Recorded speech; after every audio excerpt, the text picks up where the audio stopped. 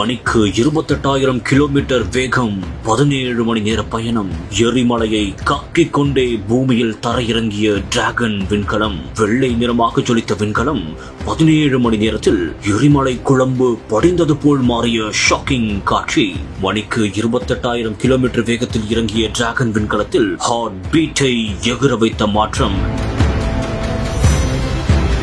இந்திய வம்சாவளி விண்வெளி வீராங்கனையான சுனிதா வில்லியம்ஸ் மற்றும் புட்ச் வில்மோர் உள்ளிட்ட 9 மாதங்கள் 286 நாட்களுக்கு பிறகு பூமியில் மீண்டும் காலடி எடுத்து வைத்துள்ள நிலையில் தற்போது அவர்களை மீட்க எலான் மஸ்கின் டிராகன் விண்கலம் விண்வெளிக்கு சென்றுள்ளது. அப்போது விண்வெளிக்கு செல்லும் போது அது வெள்ளை நிறத்தில் ஜொலித்துள்ளது. பின்னர் சுனிதா வில்லியம்ஸ் உள்ளிட்டவர்களை மீட்டு 28,000 கிலோமீட்டர் வேகத்தில் பூமிக்கு தரையிறங்கியது. மேலும் அடுத்த 17 மணி நேரத்தில் ஒரு அதிர்ச்சியும் காத்திருந்தது. ஆம், டிராகன் விண்கலம் கடலில் தரையிறங்கியதும் அதிக வெப்பம் காரணமாக வெள்ளை நிறத்தில் ஜொலித்த விண்கலம் எரிமலையை காக்கியது போல் கருப்பு நிறமும் படிந்து மாறியதாகவும் கூறப்படுகிறது. இதையடுத்து அதை தண்ணீர் அடித்து அந்த சூட்டை தணிக்கும் முயற்சியில் ஈடுபட்டதாகவும் கூறப்படுகிறது.